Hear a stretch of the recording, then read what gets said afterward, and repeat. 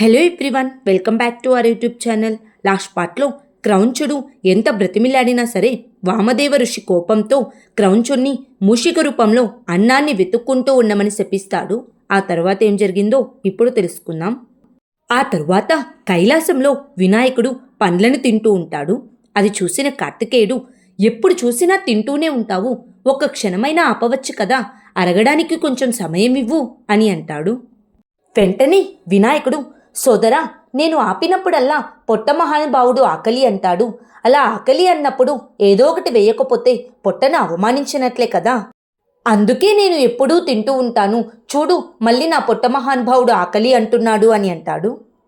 అప్పుడు కార్తికేయుడు, అన్నీ నాటకాలే అని అంటాడు. అదే సమయంలో పార్వతీ పరమేశ్వర్లు ఇద్దరూ అక్కడికి వస్తారు. అప్పుడు పార్వతీదేవి, ఇక మీరు ఆపుతారా అని అంటుంది. వెంటనే వినాయకుడు, కార్తికేయుడు మహాదేవుడు పార్వతీదేవికి నమస్కరిస్తారు.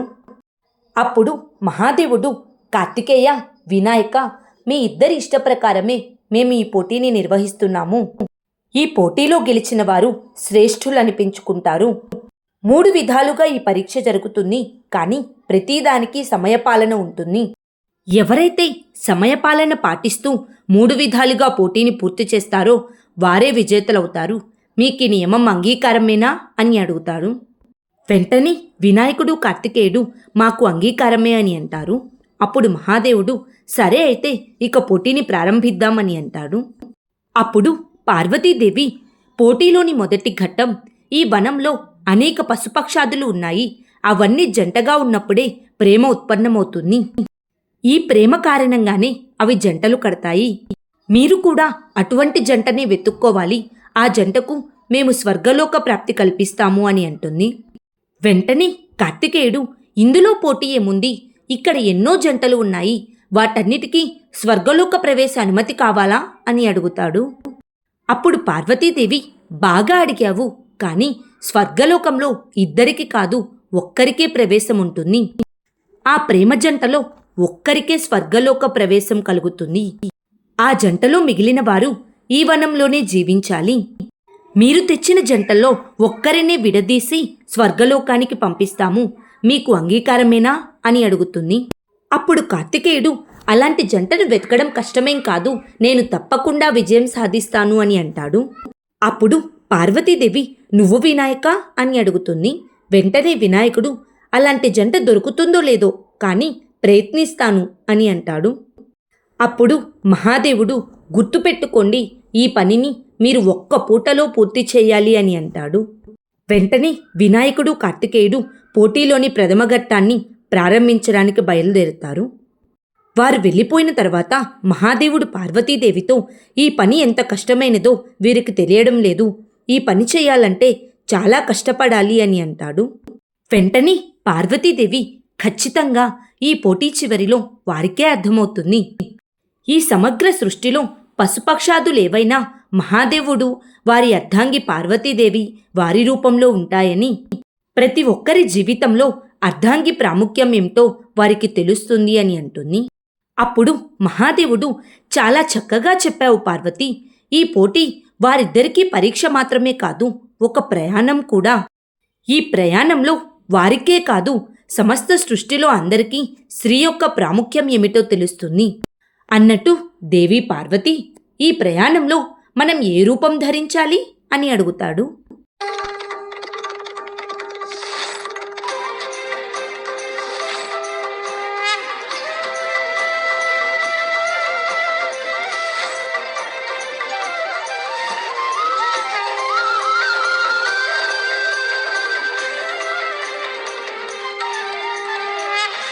ఆ తరువాత వినాయకుడు వనంలో పశుపక్షాదుల కోసం వెతుకుతూ, ఈరోజు ఏమిటో నాకు విచిత్రంగా ఉంది, జంట కాదు కదా, ఒక్క పశుపక్షాదులు కూడా కనిపించడం లేదు అని అటూ ఇటూ చూస్తూ ఉంటాడు.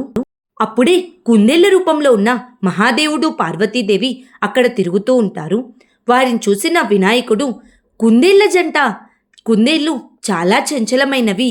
అప్పుడు వినాయకుడు కుందేళ్లకు మోదకాన్ని చూపిస్తూ, ఇదిగో కుందేళ్లారా, ఇదిగో చూడండి, నా చేతిలో ఉంది మోదకం, మీకొక విన్నపం అని అంటాడు. ఆ మోదకాన్ని చూసి కుందేళ్లు పారిపోతుంటే, అయ్యో, మోదకమిద్దామంటే పారిపోతారేంటి, మోదక మహానుభావ, మీరేమీ బాధపడకండి, వారు తినకపోతేనేం నేనే తింటాను అని మోదకాన్ని నోట్లో వేసుకొని అక్కడ్నుంచి వెళ్ళిపోతాడు. ఆ తరువాత కుందేలు రూపం నుండి మహాదేవుడు పార్వతీదేవి తమ నిజరూపాన్ని ధరించి మహాదేవుడు మోదకాన్ని ఇస్తూ వినాయకుడు ప్రాణులను ఎలా ఆకర్షిస్తున్నాడో తనకే తెలియాలి, ప్రాణులను ఆకర్షించడానికి తను వేరే రకంగా ఆలోచించవలసి ఉంటుంది అని అంటాడు. అప్పుడే మహాదేవుడు పార్వతీదేవికి వేణువు శబ్దం వినిపిస్తుంది.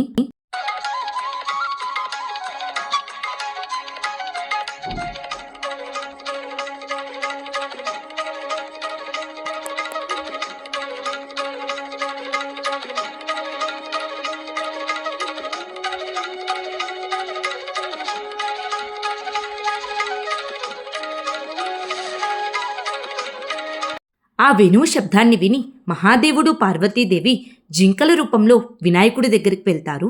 అప్పుడు వినాయకుడు, నమస్కారం జింక మహానుభావులారా, ఈ వేణువులోని మధురమైన సంగీతాన్ని విని మీరు ప్రసన్నులై ఇక్కడికి వచ్చారు కదా అని అడుగుతాడు. జింక మహానుభావ, నాకు తెలుసు, ఈ వనమే మీ గృహమని. ఎలాగైతే మధుర సంగీతాన్ని వినిపించానో అలాంటి మధుర ప్రస్తావనతోనే మీ ముందుకు వచ్చాను. మీ ఇద్దరిలో ఎవరో ఒకరికి నేను స్వర్గలోక ప్రవేశాన్ని కల్పించగలను. ఎవరో ఒకరికి మాత్రమే ప్రవేశం ఉంటుంది, మిగిలిన వారు ఈ వనంలో ఒంటరిగానే ఉండాలి అని అంటాడు. అప్పుడు ఆ జింకలు, నిర్ణయమేమీ కఠినంగా లేదు, మేమెప్పుడూ కలిసే ఉంటాము. మా ఇద్దరిలో ఎవరో ఒకరికి స్వర్గలోక ప్రవేశం లభిస్తే అక్కడున్నవారు స్వర్గంలో కూడా విరహాన్నే అనుభవిస్తారు. ఇక్కడ వనంలో ఉన్నవారు కూడా ఎప్పుడూ బాధపడుతూనే ఉండాలి. మీరు తెచ్చిన ప్రస్తావనను మేము అంగీకరించడం లేదు. నేను నా అర్ధాంగి ఈ వనంలో ఇద్దరం కలిసి జీవితాంతం సుఖసంతోషాలతో జీవిస్తాము, ధన్యవాదాలు అని చెప్పి అక్కడి నుంచి వెళ్ళిపోతాయి. అప్పుడు వినాయకుడు, వేణువా, నువ్వేమీ బాధపడవద్దు, మనం ఇంకా గట్టిగా ప్రయత్నిద్దామని అంటాడు. వినాయకుణ్ణి చూసి అక్కడ ఉన్న జంట పక్షులు కూడా ఎగిరిపోతాయి. అప్పుడు వినాయకుడు బాధతో, వేణు మహానుభావ, నేను తెచ్చిన ప్రస్తావనను ఎవ్వరూ అంగీకరించడం లేదు. ఇప్పుడు నేనేం చేయాలి అని ఆలోచిస్తూ, ఏంటి, నేను నా మూషిక మిత్రుల సహాయం తీసుకోవాలా? అవి వాటి పనినే సరిగ్గా చెయ్యవు. మరి అవి నాకిప్పుడు ఎలా సహాయం చేస్తాయి? ఇప్పుడు కూడా అవి ఎక్కడో గొడవ పడుతూనే ఉంటాయి అనుకుంటూ ఉంటాడు. నిజంగానే ఆ సమయంలో మూషికాలు రొట్టె కోసం గొడవ పడుతూ ఉంటాయి. ఆ తరువాత సింధురాసుడు విచిత్రమైన శబ్దాలను చేస్తూ మూషిక రూపంలో ఉన్న క్రౌంచుని భయపెడుతూ ఉంటాడు. అప్పుడు శంభరాసురుడు, ఇలాంటి విచిత్ర శబ్దాలు చేస్తూ క్రౌంచుని ఎందుకు భయపెడుతున్నావు సింధురాసురా అని అడుగుతాడు. వెంటనే సింధురాసురుడు, శంభరాసురా, ఈ మార్గాన పరాశర మహర్షి ఆశ్రమానికి చేరుకోవచ్చు. ఇప్పుడు నేను ఆ క్రౌంచుని ఆ పరాశర ఋషి ఆశ్రమానికి పంపాలి. ఆకలితో ఉన్న క్రౌంచుడు ఈ సమయాన పరాశర ఋషి ఆశ్రమంలోకి ప్రవేశిస్తే అది చూసి అందరూ భయపడుతూ పరిగెడుతూ ఉంటే అక్కడ ఉన్న శివగణాలు కూడా భయపెడుతూ పరిగెడతారు. వారందరూ నష్టపోతారు. ఇక శివగణాల బాధను చూసి పరాశర మహర్షి ఎంతో కోపానికి గురి అవుతారు. అంతేకాకుండా ఆ గణాలందరికీ నాయకుడు గణనాథుడు వినాయకుడు ఆ గణాలను సంరక్షించలేదు కాబట్టి వారిని ఖచ్చితంగా శిక్షిస్తాడు. అంతేకాకుండా అందరినీ కాపాడలేనందుకు గణనాయకుడిగా విఫలమవుతాడు. అప్పుడే ఈ సింధురాసురుడు ఆ గణనాథుణ్ణి ఎప్పటికైనా సంహరిస్తాడు అని పెద్ద పెద్దగా నవ్వుతూ శబ్దాలను చేస్తూ ఉంటాడు. ఆ శబ్దాలను విని మూషిక రూపంలో ఉన్న క్రౌంచుడు భయపడుతూ పరాశరుడి ఆశ్రమానికి వెళ్తాడు. ఆ మూషికాన్ని చూసి అందరూ భయపడుతూ దాక్కొని ఉంటారు. వినాయకుడి మిత్రులైన మూషికాలు, అయ్య బాబోయ్, ఎంత పెద్ద మూషికమో, నిజంగా ఈ మూషికము రాక్షసుడేమో అని అనుకుంటూ ఉంటారు.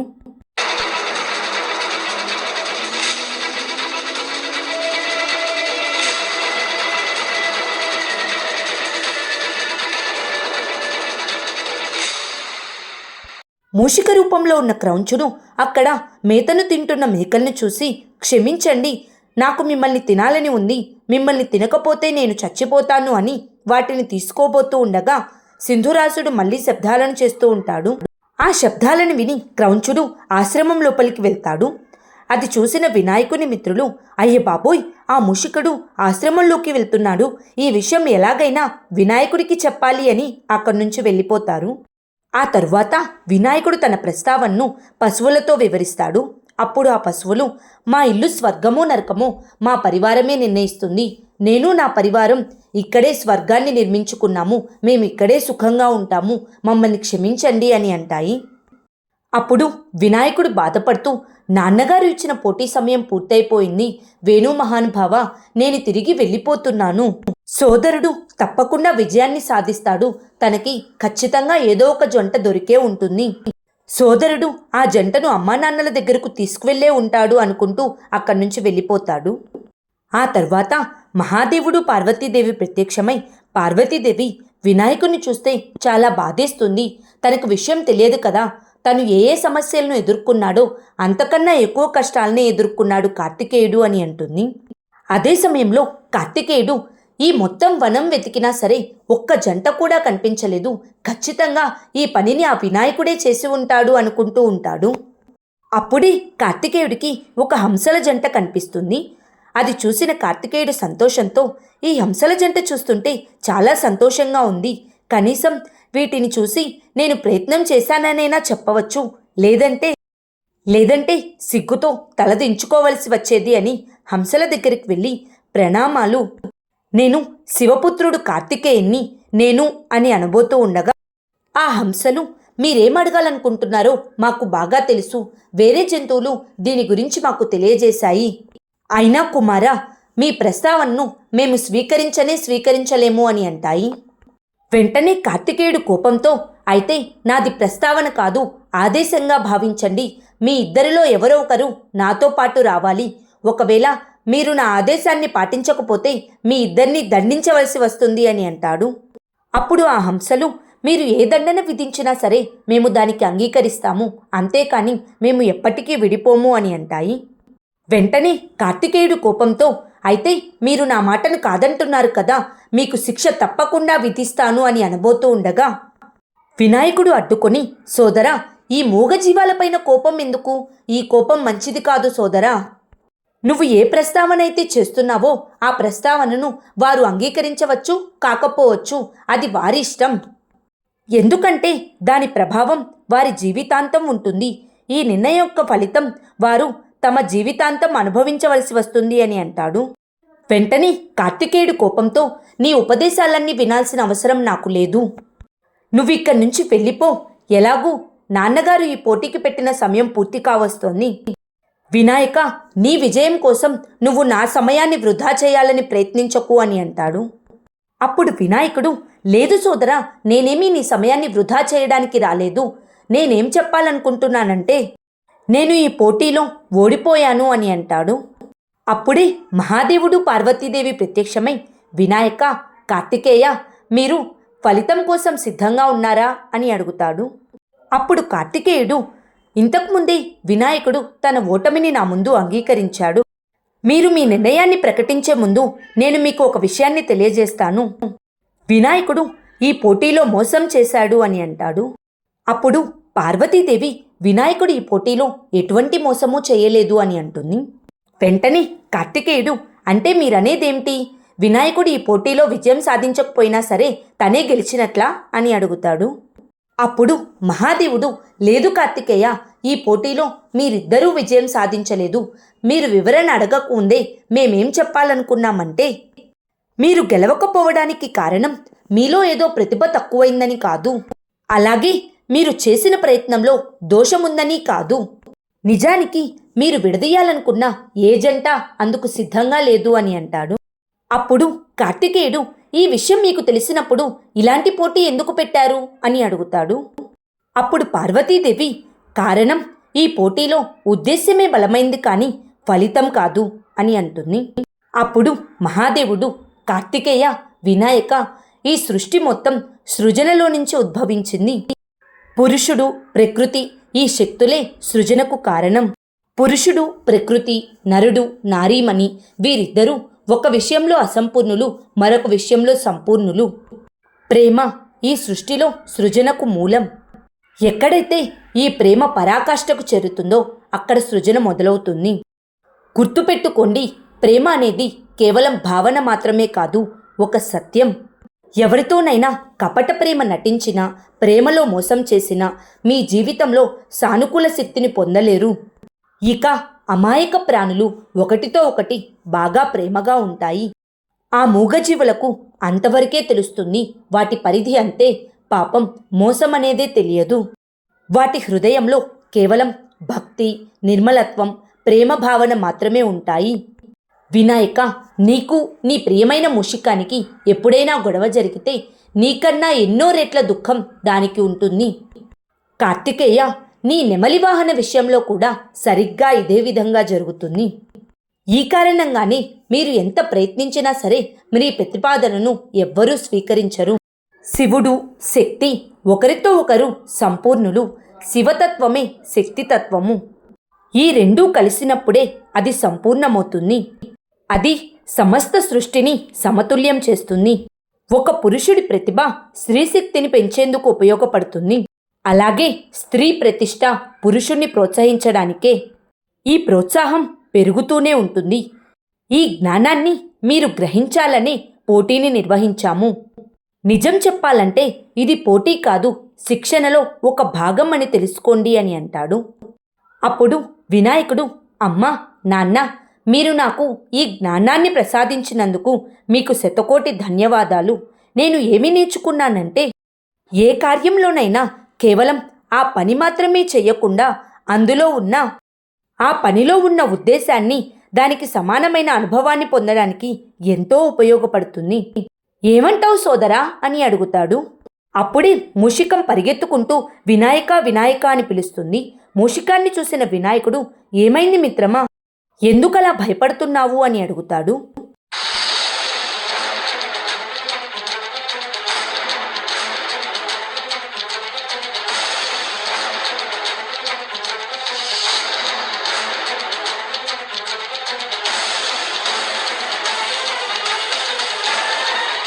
అప్పుడు మూషికం జరిగిందంతా చెప్తూ, మూషికాసురుడు ఋషి పరాశరుడి ఆశ్రమం లోపలికి వెళ్తున్నాడు అని చెప్తాడు.